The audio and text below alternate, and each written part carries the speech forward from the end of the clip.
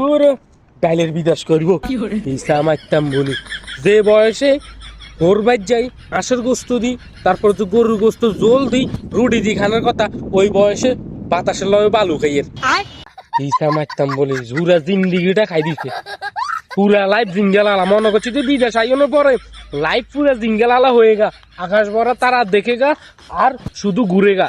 ও মা ঘুরুম কি উল্টা এমন ডিউটি করি আদায় দিন ঘুরাই, এমন ডিউটি করি যে ঘুরে দিন পরে কি খাইছি না না খাইছি মাফি জিগাইব, মাফি টেনশন, কিন্তু মানুষের খানা সময় টাইম টু টাইম লই যেতে হইব।